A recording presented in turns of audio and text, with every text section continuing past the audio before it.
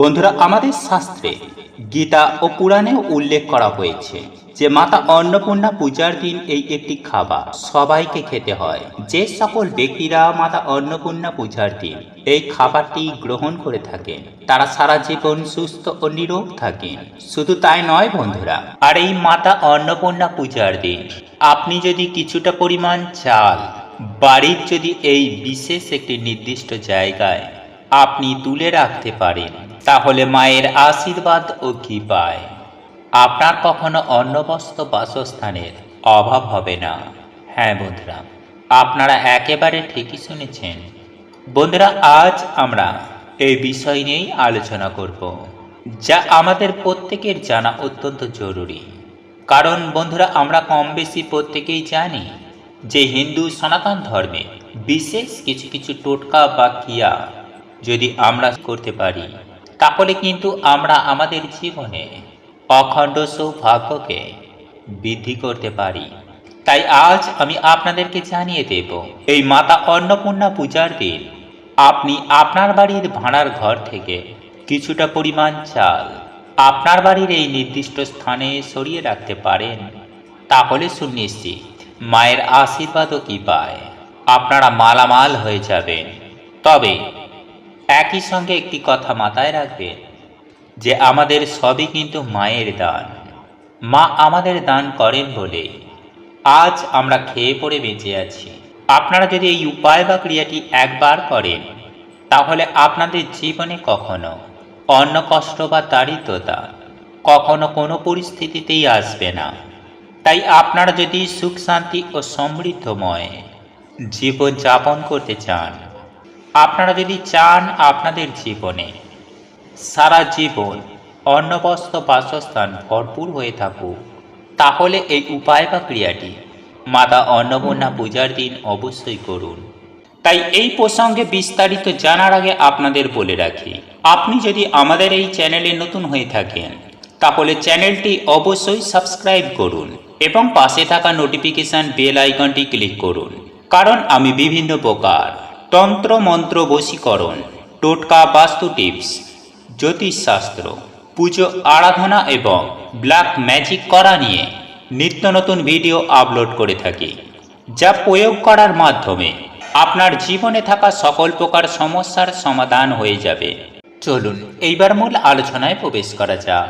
তবে এই মূল আলোচনায় প্রবেশ করার আগে আপনারা যদি মাতা অন্নপূর্ণার আশীর্বাদ ও কৃপা পেতে চান, তাহলে জয় মাতা অন্নপূর্ণা দেবীর জয় লিখে কমেন্ট অবশ্যই করবেন।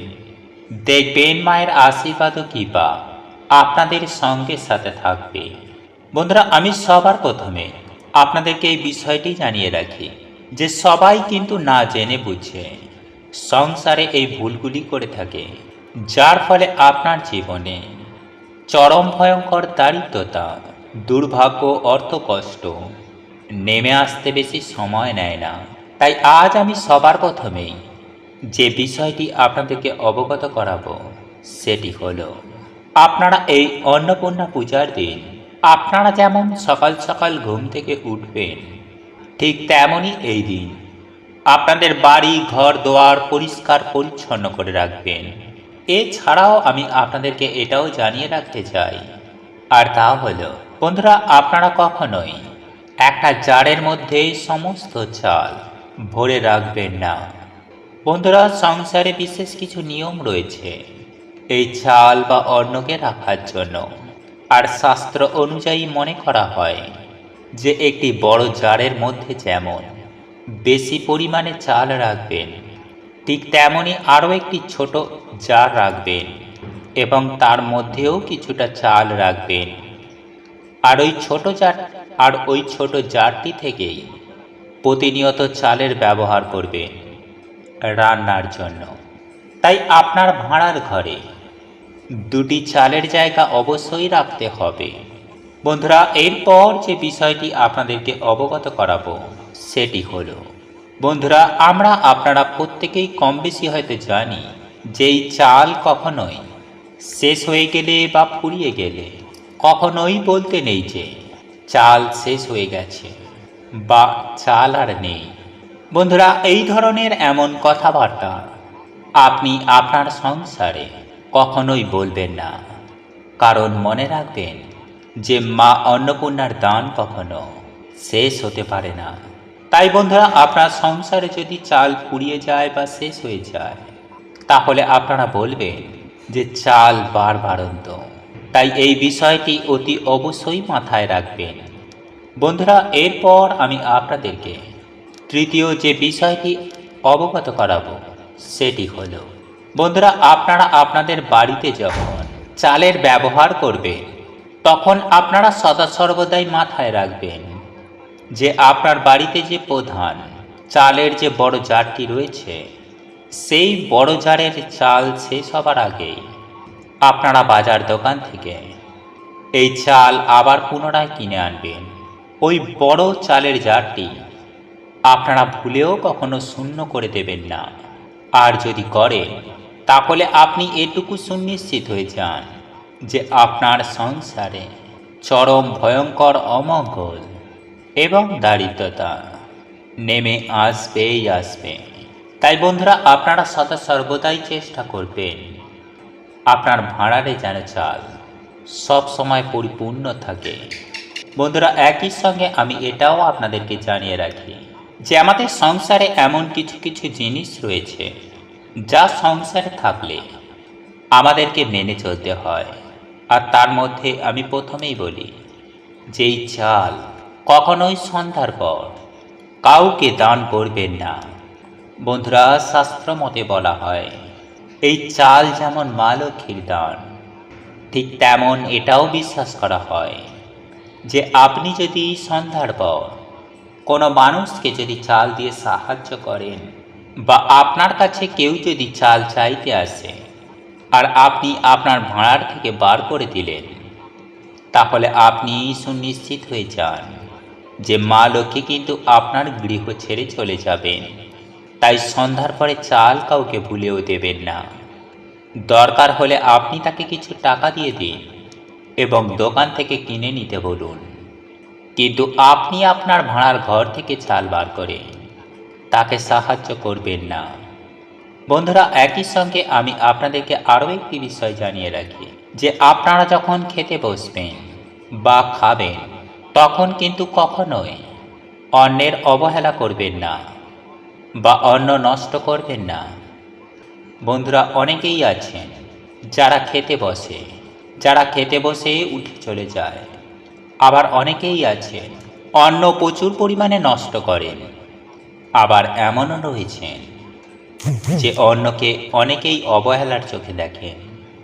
তাই বন্ধুরা, আপনারা অন্তত ভুল করেও এই কাজগুলি করবেন না, নইলে আপনি আপনার নিজের অজান্তেই দুঃখ কষ্টকে ডেকে আনবেন। ঠিক তেমনই আপনার জীবনে তথা আপনার সংসারে নানান দিক থেকে বিভিন্ন রকম সমস্যা বিপদ আপদ লেগেই থাকবে। তাই এই বিষয়টি অতি অবশ্যই মাথায় রাখবেন।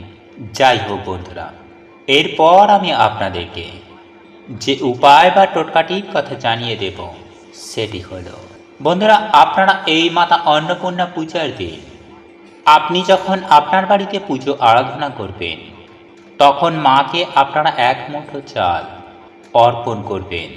এছাড়াও আমি আপনাদেরকে এটা বলে রাখি যে আপনারা একই সঙ্গে মায়ের কাছে পদ্মফুল অর্পণ করবেন, সেই সঙ্গে একটি হলুদের গাঁট আপনারা মায়ের কাছে অর্পণ করবেন। এরপর আপনাদের পুজো আরাধনা সমাপ্ত করার পর আপনি যে মায়ের চরণে যে চাল আপনি অর্পণ করেছিলেন, সেই চাল আপনারা হলুদ কাপড়ের মধ্যে মুড়ে আপনার বাড়ির উত্তর পূর্ব দিকে বা পূর্ব দিকের একটি নির্দিষ্ট জায়গায় ওপর দিকে ঝুলিয়ে রাখবেন, বা আপনি আপনার ঠাকুর ঘরের কোনো উঁচু স্থানে এই চালের পুঁটুলিটি রেখে দিতে পারেন।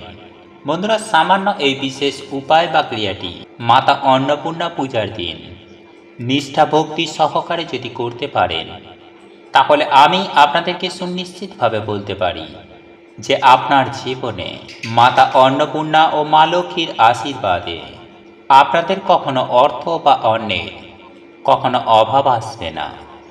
মা সদা সর্বদাই সবসময় অন্নবস্ত্র দিয়ে আপনাকে ভরিয়ে রাখবেন। তবে একই সঙ্গে আপনারা এই মন্ত্রটি 3 বার, 11 বার, নতুবা 21 বার বা 108 বার আপনারা জপ করতে কখনো ভুলবেন না।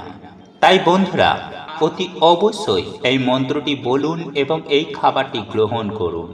এর ফলে সারা বছর বন্ধুরা আপনারাই সুস্থ ও নিরোগ থাকবেন।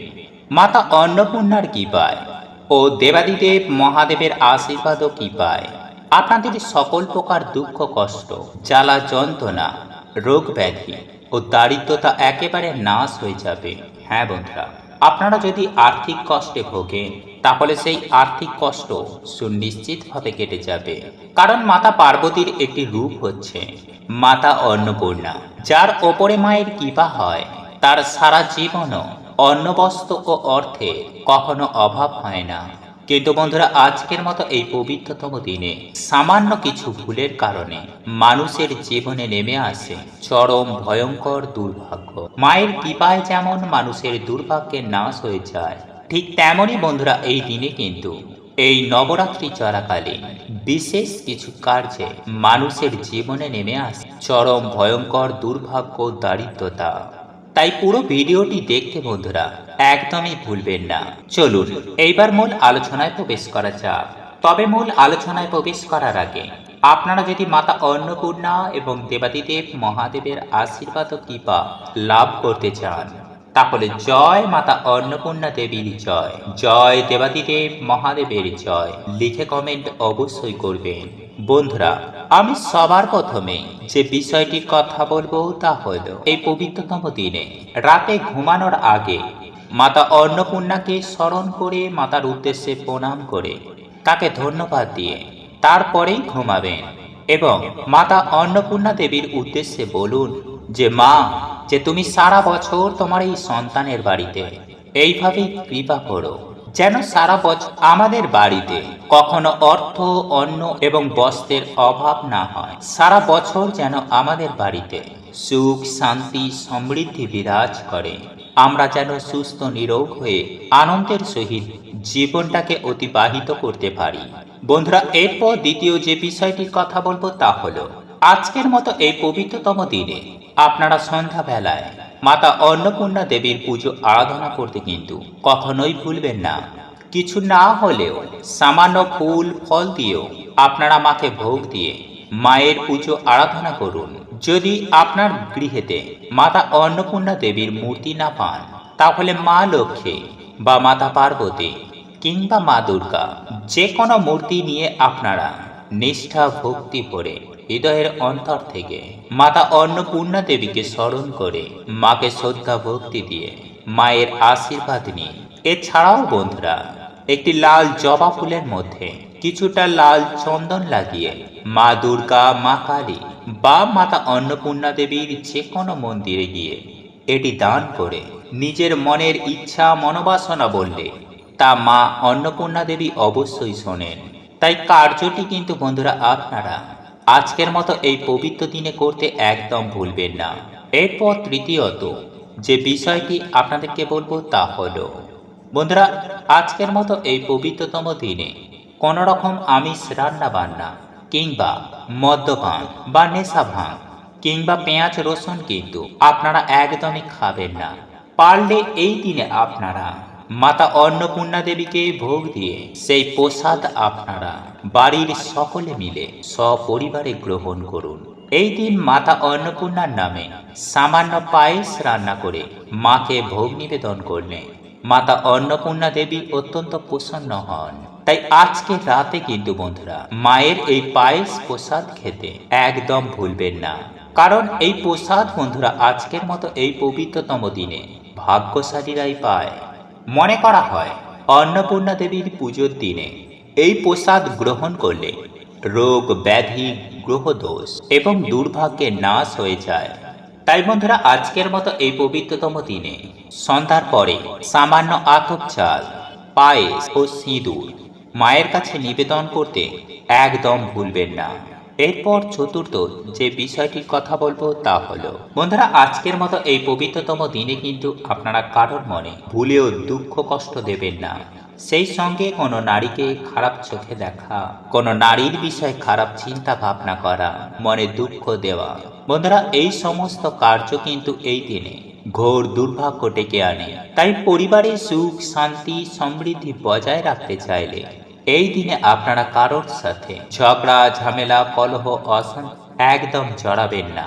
সবাই মিলে এই দিনে আপনারা মিলেমিশে মাতা অন্নপূর্ণা দেবীর পুজো আরাধনা করুন। আর এই মন্ত্রটি বন্ধুরা আজকে রাতে ঘুমানোর আগে বিছানায় বসে হলেও 3 বার 11 বার 21 বার বা 108 বার আপনারা জপ করতে ভুলবেন না। আর তা হলো বন্ধুরা, ওং হিং নমো ভগবতে মাহেশ্বরী অন্নপূর্ণে স্বাহা। ওং হিং নমো ভগবতী মাহেশ্বরী অন্নপূর্ণে স্বাহা। বন্ধুরা যদি আপনাদের বাড়িতে কোনো ভিক্ষুক আসে তাহলে কখনো তাকে খালি হাতে কিন্তু একদম ফেরাবেন না। কারণ এই দিনে ভগবান শিব মাতা পার্বতীর ভিক্ষুক রূপে ভক্তের পরীক্ষা নিতে আসেন। কিন্তু সবার প্রথম আপনাদের সকালে ঘুম থেকে উঠে 2 হাত জড়ো করে বাসি বিছানাতে বসেই 2টো হাতকে জড়ো করে নেবেন। সর্বপ্রথম যে মন্ত্রটি উচ্চারণ করতে হবে সেটি হলো দেবাদিদেব মহাদেবের অত্যন্ত শক্তিশালী মন্ত্র, এবং মন্ত্রটি আমি স্ক্রিনে দিয়ে দিলাম। মন্ত্রটি আপনারা দেখে নিতে পারেন। আর এই মন্ত্রটি হলো ওম জুম স। বন্ধুরা এই মন্ত্রটি অত্যন্ত পাওয়ারফুল, মহামৃত্যুঞ্জয় মন্ত্রের সমান। এই মন্ত্র দ্বারা যদি আপনাদের জন্মকুণ্ডলিতে কোনো দোষ থেকে থাকে তাহলে সেখান থেকেও আপনারা কিন্তু খুব সহজেই মুক্তি পেয়ে যাবেন। এবং এই মন্ত্রটি যদি নিয়মিত পাঠ করেন তাহলে দেবাদিদেব মহাদেবের কৃপায় আপনারা কিন্তু জীবনে যা চান আপনারা সেটিই লাভ করতে পারবেন। এক কথায় বলতে গেলে আপনারা যা চাইবেন তাই পাবেন। তবে আপনাদেরকে মনে মনে সংকল্প নিয়ে এই মন্ত্রটি উচ্চারণ করতে হবে। বন্ধুরা অনেকেই একই সঙ্গে 2-3 রকমের সংকল্প নিয়ে নেয়, আর এটি কিন্তু ভুল। আপনারা যে কারণে এই মন্ত্রটি উচ্চারণ করবেন, আপনাদের যে অভীষ্ট লক্ষ্য আছে, আপনারা সেভাবেই সংকল্প কিন্তু একটাই নেবেন এবং এই মন্ত্রটি টানা 30 দিন জপ করবেন। দেখবেন খুব সুন্দর একটা রেজাল্ট পাবেন। যদি পারেন এই 2টি মন্ত্র আপনারা সারা জীবন জপ করতে পারেন তাহলে তো বলার আর কিছুই নেই, খুব ভালো রেজাল্ট আপনারা পাবেন। বন্ধুরা এই 30 দিনের মধ্যেই এই মন্ত্রের যে শক্তিশালী প্রভাব তা আপনারা অনুভব করতে পারবেন। হ্যাঁ বন্ধুরা, আপনাদের জীবনের ছবিটাই পাল্টে যাবে কিছুদিনের মধ্যে। এরপর দ্বিতীয় যে মন্ত্রটির কথা বলবো সেটি হলো মা লক্ষ্মীর মন্ত্র। এই মন্ত্রটিও কিন্তু আপনারা অর্থকে আকর্ষণ করার জন্য উচ্চারণ করতে পারেন। এই মন্ত্র উচ্চারণ করলে মাতা লক্ষ্মী, মাতা সরস্বতী এবং পরমেশ্বর ভগবান শ্রীকৃষ্ণ এই 3 দেবদেবী কিন্তু আপনাদের প্রতি অত্যন্ত প্রসন্ন হবে এবং ওনাদের কৃপা দৃষ্টি লাভ করা যায়। এই মন্ত্রটির ক্ষমতা অত্যন্ত বেশি। আপনারা এই মন্ত্রটিও সকালে ঘুম থেকে উঠে নিজের 2টি হাতের করতালু দর্শন করবেন এবং করতালু দর্শন করে মন থেকে মনে বিশ্বাস রেখে এই মন্ত্রটি উচ্চারণ করবেন। এই মন্ত্রটিও আমি স্ক্রিনে দিয়ে দিলাম, আপনারা একটু দেখে নিন। আর এই মন্ত্রটি হলো করাগ্গে বসতে লক্ষ্মী, কর মধ্যে সরস্বতী, করমূলে তু গোবিন্দ, প্রভাতে কর দর্শনম। সুপ্রিয় দর্শক বন্ধুরা, এই মন্ত্রটি 3 বার জপ করে নেওয়ার পর অতি অবশ্যই পরিশেষে ওম নমঃ ভগবতে বাসুদেবায় নমঃ অর্থাৎ নারায়ণের এই প্রণাম মন্ত্রটি 3 বার জপ করবেন। আপনারা এই 2টি মন্ত্র যে কোনো একটি মন্ত্র উচ্চারণ করতে পারেন সকালে ঘুম থেকে উঠে। আর যদি আপনাদের মনে হয় 2টি মন্ত্র একসাথে জপ করবেন তাতেও কোনো সমস্যা নেই। দেখুন দর্শক বন্ধুরা, হিন্দু শাস্ত্র অনুযায়ী আমাদের ভাগ্য দেবতা আমাদের হাতেই অধিষ্ঠান করে। আর এই বিশেষ মন্ত্রের আক্ষরিক অর্থই হল করতালের অগ্রভাগে বিরাজ করেন মাতা লক্ষ্মী, করতলের মধ্যভাগে বিরাজ করেন মাতা সরস্বতী এবং করমূলে বিরাজ করেন প্রভু শ্রী গোবিন্দ। তাই প্রত্যহ সকালে ঘুম থেকে উঠে এই 2টি হাত একত্রিত করে সেখানে মাতা লক্ষ্মী, মাতা সরস্বতী ও ভগবান শ্রী গোবিন্দর দর্শন করে তাদের উদ্দেশ্যে ভক্তি সহ প্রণাম জানানো আমাদের প্রত্যেকেরই উচিত, কারণ এতে ভগবানের আশীর্বাদ, কৃপা ও সৌভাগ্য লাভ হয়। এবং এই মন্ত্রগুলি উচ্চারণ করে কিন্তু আমাদের সকালের শুরুটা করে নেওয়া উচিত, যাতে করে আমাদের সকল মনস্কামনা এনাদের কৃপায় পূরণ হতে পারে। বন্ধুরা,